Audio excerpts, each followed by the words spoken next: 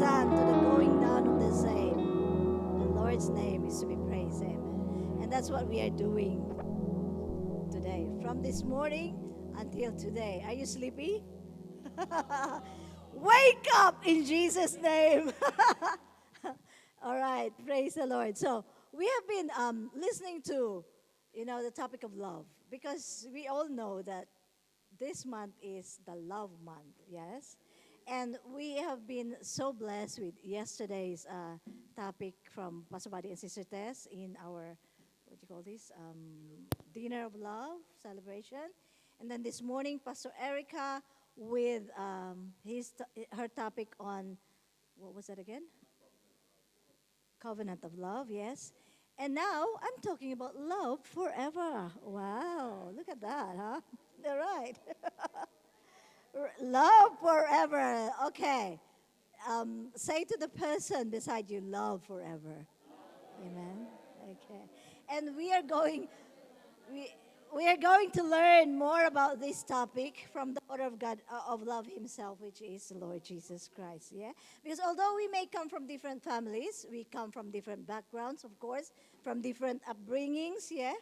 So it is the love of God that keeps us together. Amen. It is that love that pulls us together. Love, because love never separates, you know? It always puts you together. That's what love is. And so when Jesus made the ultimate sacrifice on dying on the cross on our place, he made atonement for us, yeah? So the curse of sin's penalty, the Father's just punishment that's supposed to be for each and every one of us, Jesus took it on the cross. And what is the motivation? It is because of his love. Amen. The motivation is love. Why? Because God is love. So, my first, what do you call this slide? In First John 4, it says there, "Dear friends, let us continue to love one another, for love comes from God. Anyone who loves is a child of God and knows God." Who doesn't love here? Who doesn't know how to love? We all know how to love, of course, right? Because it says, anyone who loves is a child of God and knows God. But anyone who does not love does not know God. For God is love. Yes? But anyone who does not love does not know God. So that will be our first check, Do I know how to love? If you don't know how to love, then I don't know God. So, which means that there's something wrong when you say, I know God, but you don't know how to love. Yeah, there must be something wrong. Because the Bible says God is love. It is not something that he does, it is who he is. That is God's love. A church unified in truth and in love is the most powerful display of God's glory to all creation. When we are united together in love, that's the most powerful display that we can show to the world because we can show them that really God is love. But before we go there, once again, just like Pastor Erica said, what is true love? You know, we've been, and I know that she has actually based that on 1 Corinthians 13, but I'm going to base it on another verse from the Bible because the world's understanding of love is about feelings. You can't really describe love without feelings. So, like what is said, English word is really bad because when you have a new phone and you say, "Oh, I love this phone," I love this, I love my chair, I love my whatever you have. You use the word love. It's very what do you call? It's very common to use the word love. I have my new kitchen, and I will say, "Oh, I love my kitchen." Yes. Everything that's pleasant to the eyes, we say, "I love this." We do that all the time. And then when somebody asks you, why do you love your husband or why do you love your wife? And sometimes you say, because he is poggy or because he is kind or because he is good. We describe them and we actually, we define that as love. Even today's generation, we define love as emojis, like, those heart thingy. Um, um, you see the, one, the emojis in there? And when we like a message, we just send an emoji. I love that. And the reader of the message will always know that, oh, she loves or he loves my message. Because that's how the world describes it. But we all know that true love is not emotion, yeah? We know that this morning. We've heard of that from this last night.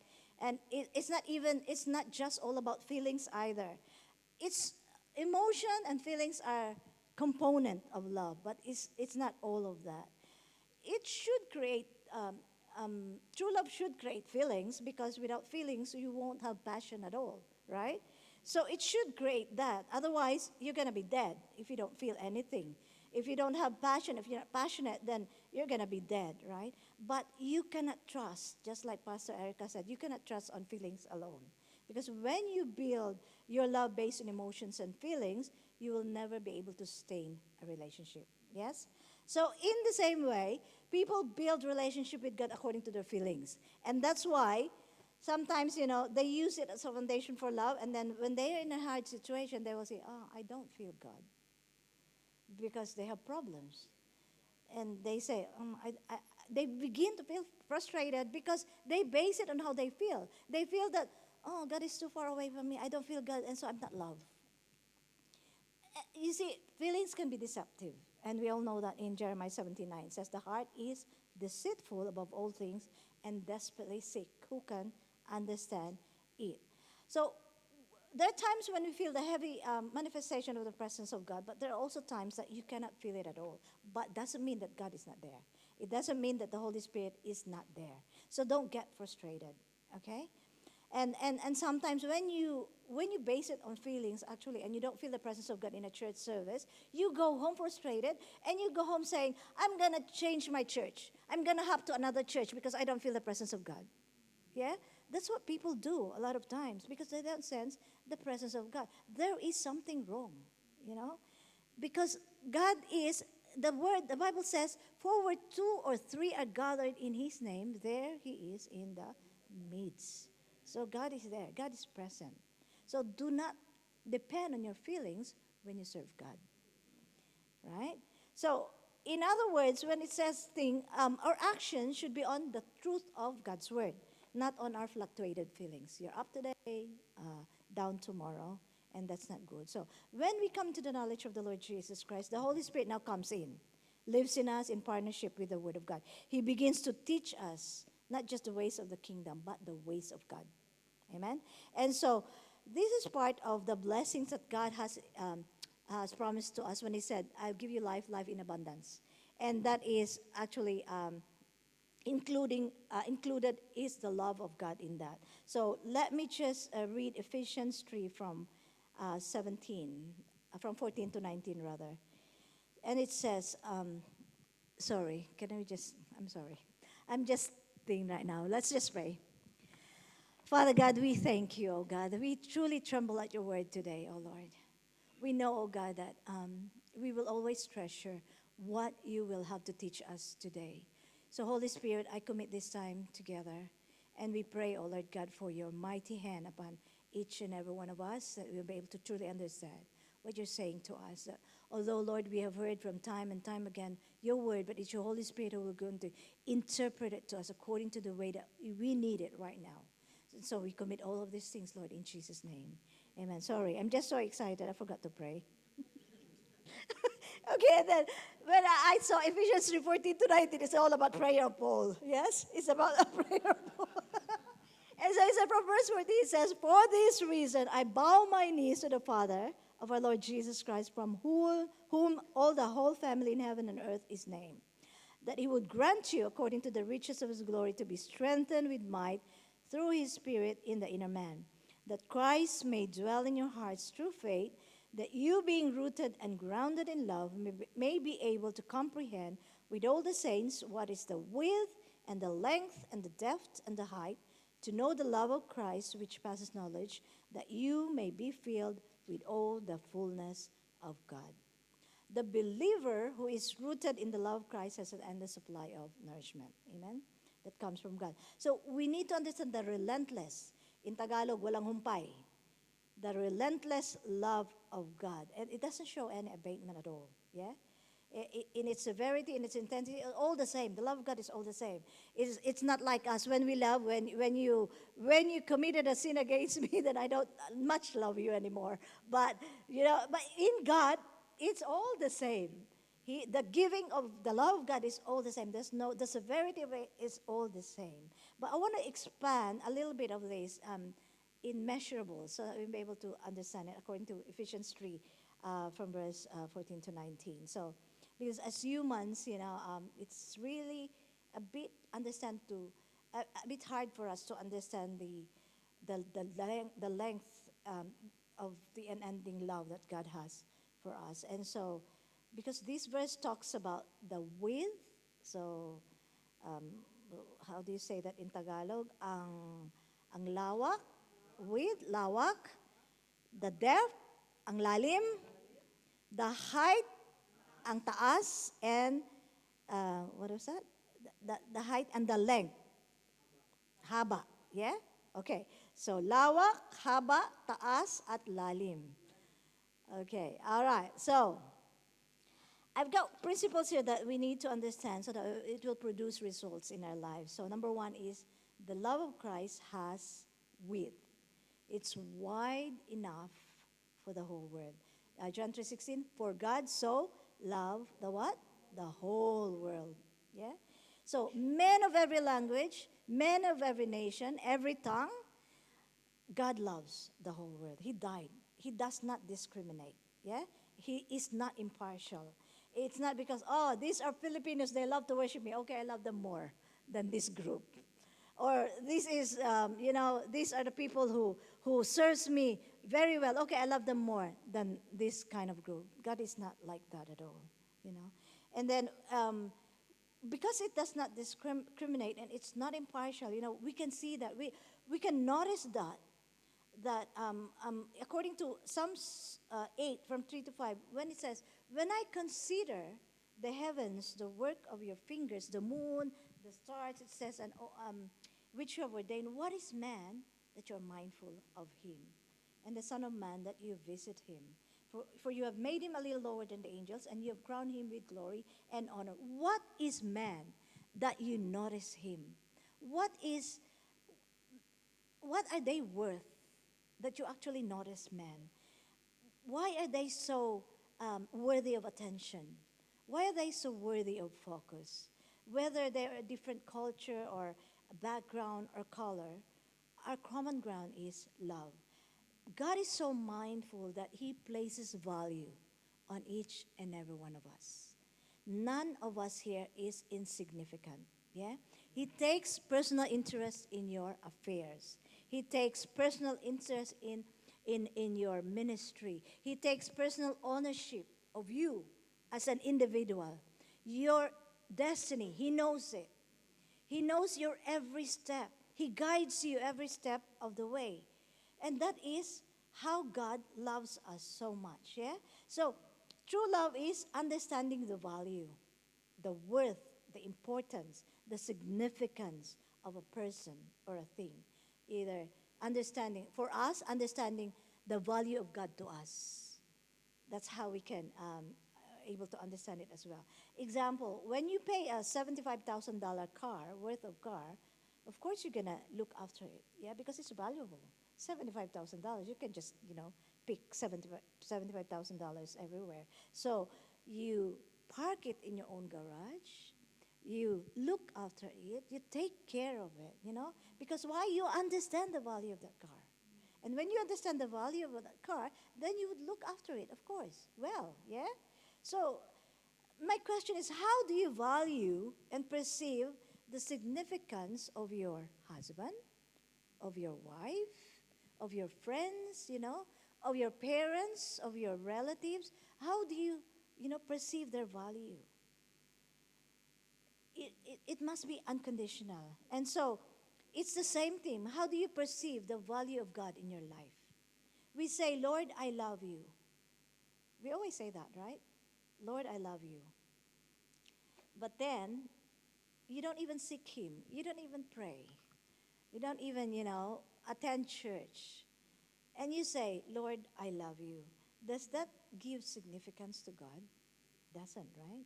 So it needs to say, when you say I love you, it means I understand the extent of your significance in my life.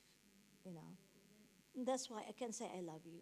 You can say I love you to your husband or I love you to your wife because you know why they're so important to you. You understand it, right? And so it's this kind of love is actually measured by our passion. And and our passion is measured by our willingness to pursue, you know. So there is no love if passion is absent. So that's why we cannot, I said, we cannot disregard feelings or emotion. So what is passion? Passion is actually a strong or extravagant fondness of something. It's a very powerful feeling. For example, the Aussies, they love their sports. They're so passionate about that, yeah? And so that's how they actually, the pursuit of sports is too much. Sometimes I don't understand it really, really. But that's how it is. They're so passionate about it, yeah? So, and so when we say we love Jesus, but there's no pursuit, it's actually questionable, yeah? So that's how it is. So the dimension of love is not only measured by our willingness to pursue, but it's also measured by our unwillingness to pursue without shame. In Tagalog, kung kinahihiya mo, hindi mo mahal. Kasi kinahihiya mo eh, di ba? So if you say, I love you, but you don't even introduce that person to your family, why? Because you feel a little bit shame because, maybe the background is not as good, and so you don't really love, right? So it's also showing vulnerability. You know, we sometimes judge people, and because of they show their vulnerabilities. Pa pa pa pa. Okay. All right, that's it. You understand that? All right. Um, and when we are vulnerable, we actually admit our own mistakes, right? And so we're not afraid to ask for help. We're not afraid to be authentic.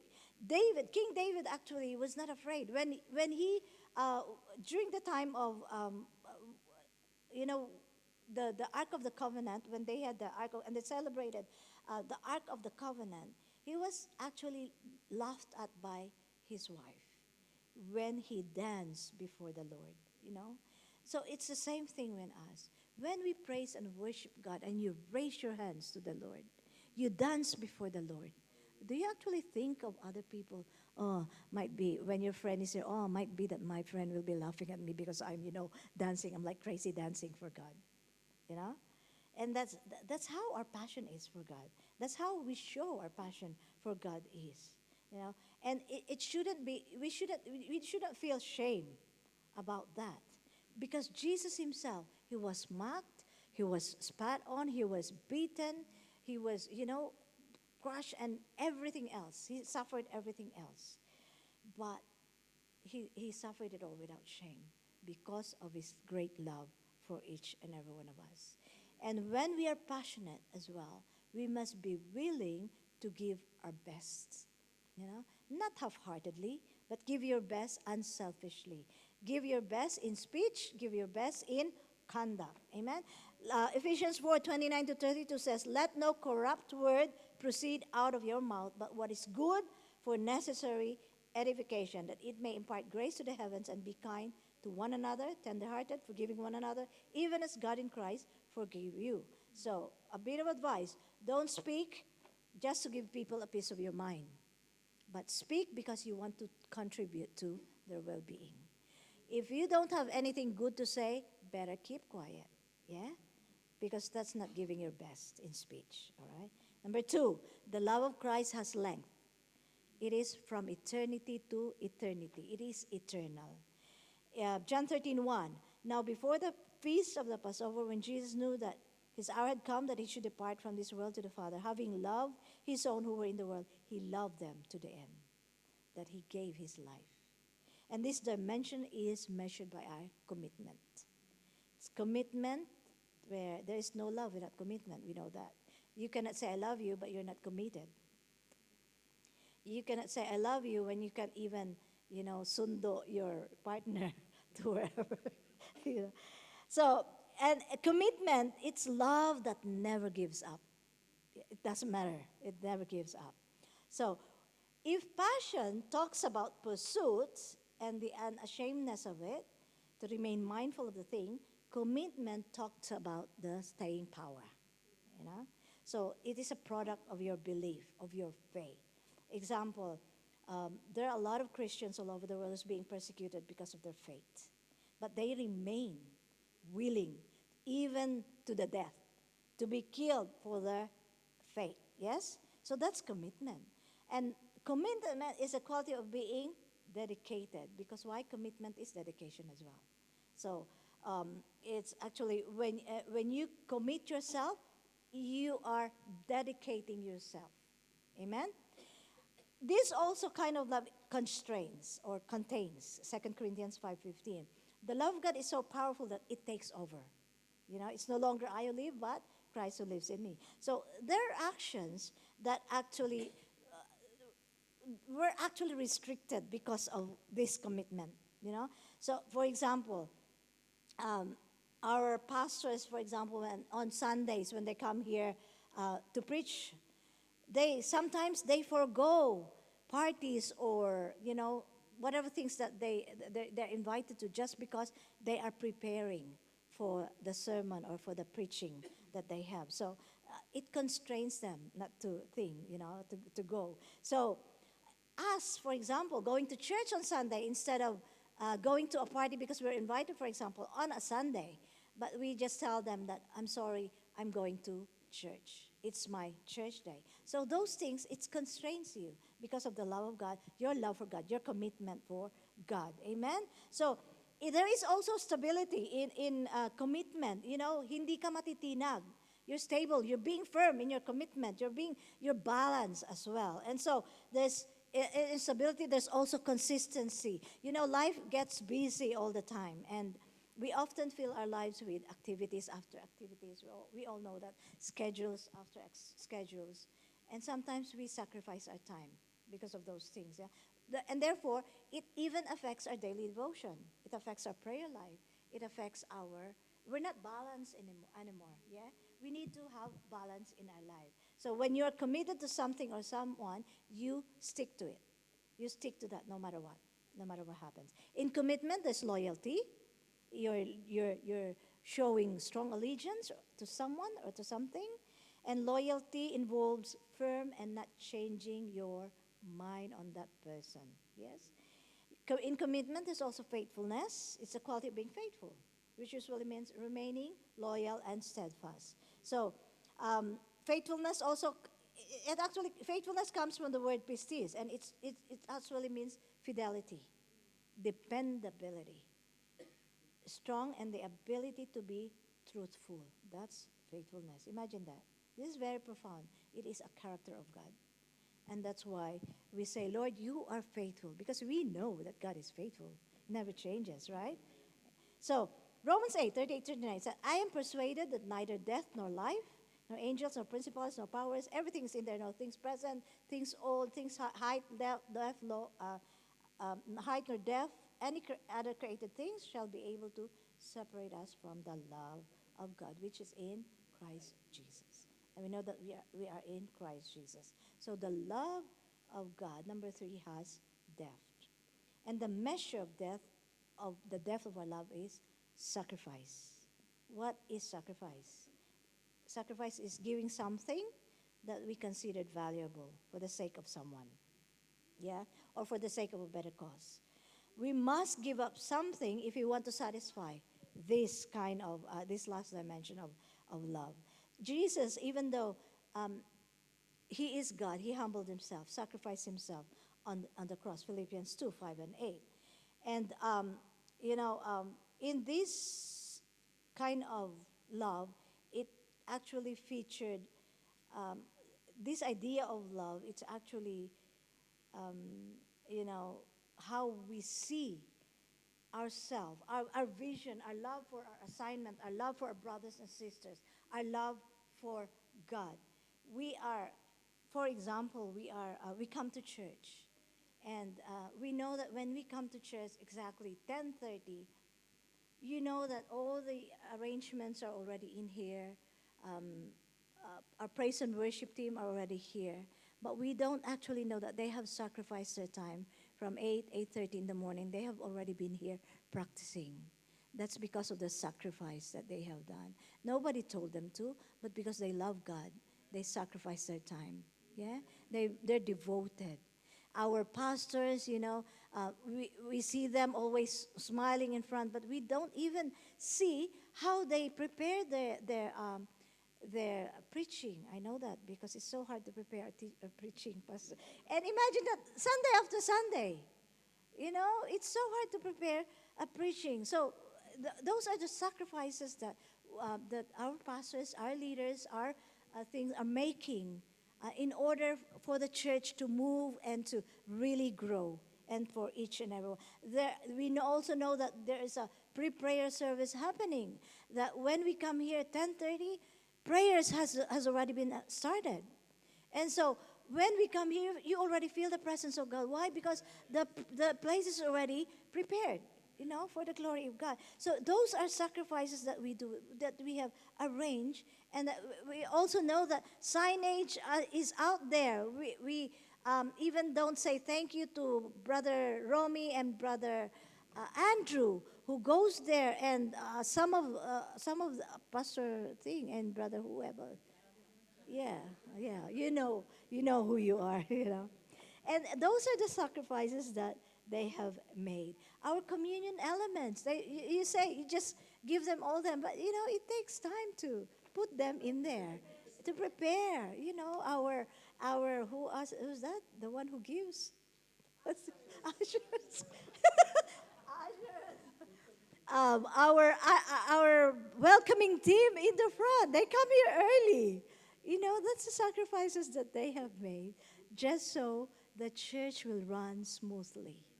Because we are a church of order, because we serve a God of order. And that's week after week, you know?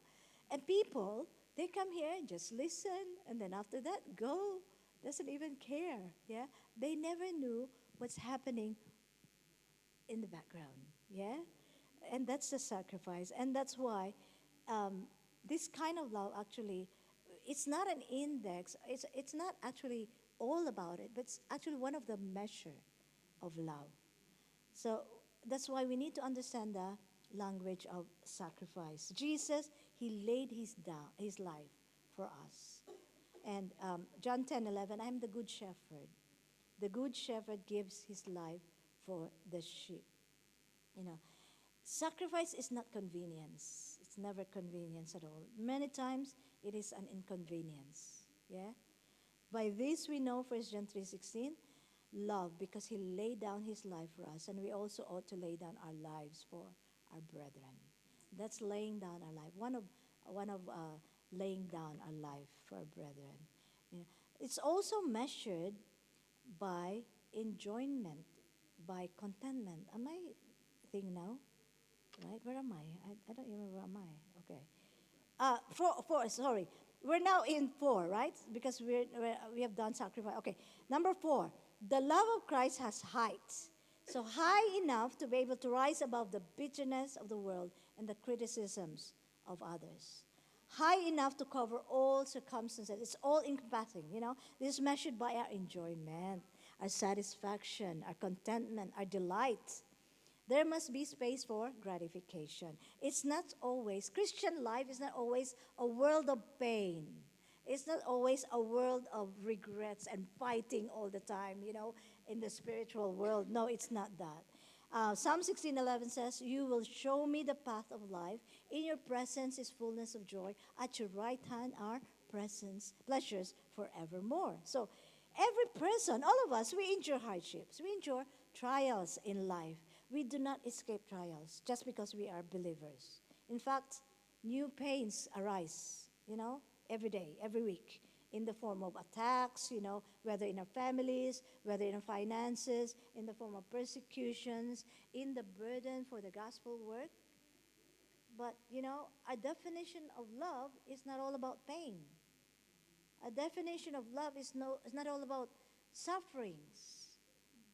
There's also, we need to capture the dimension of this love where there is pleasure, when we do all of these things, when there's enjoyment. Because, you cannot remain sad all the time. Yeah? There are many things we do. And yet, when we are angry and not happy with it, we endure it instead of enjoy it. You know, so their husband and wives, they've been in a relationship for a long time. They're enduring it rather than enjoying it, and that's not good. You know, you have to enjoy your relationship. In the first place, you enter that relationship. Yeah, from the very beginning, you said, "Till death do us part." And therefore you have to enjoy it. Okay.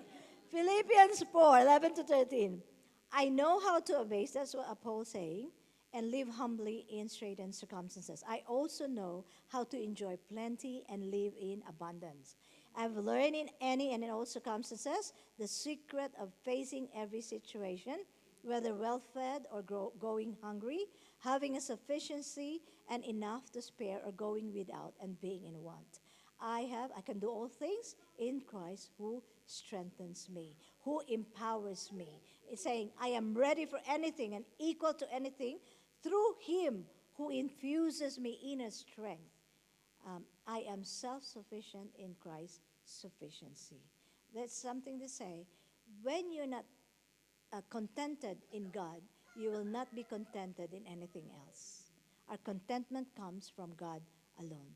And that's why people suffer, people struggle for every iota of pleasure. Why? Because they're not enjoying it. They're too serious, Don't be too C. Don't be too capital C in your life, That you forget how to laugh. You forget how to enjoy life. You can even go on a vacation because you forget you're so serious. Don't do that because we only live once. Even Jesus, God Himself loved, Psalms 37:13. The Lord laughs at him, for He sees that His day is coming. Psalms 126:2, that our mouth was filled with laughter and our tongue with shouts of joy. Then they said among the nations, the Lord has done great things for them. Ecclesiastes 3:4, a time to weep, a time to laugh, a time to mourn, a time to dance. There's a time for everything. It's not always sadness. It's not always joy. It's not always suffering. It's not always you're up. It's not always you're down. Yeah? And then Proverbs 17:22, a joyful heart is a good medicine, but a crushed spirit dries up the bones. We need to enjoy life. We need to enjoy the beauty around us.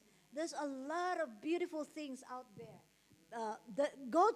Go see the nature. It's outside, and enjoy the triumph. Every triumph that you have in life, enjoy it. There must be a time of laughter, a time of celebration. That's why we celebrate our birthdays. We celebrate small things. We celebrate big things. There must also be relaxation. Yeah, happiness in our lives.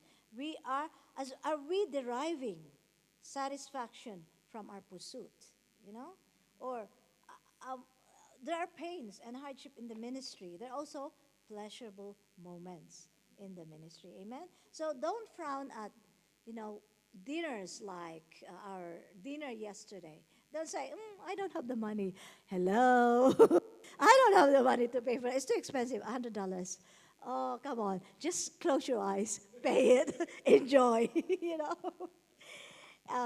Okay, and so don't be serious all the time, yeah? And don't be ashamed when there's an atmosphere of relaxation around us. Don't even judge. Just because you're suffering and they're enjoying, you judge them. Why are they enjoying too much? Because there are believers who actually frown at opportunities of relaxation.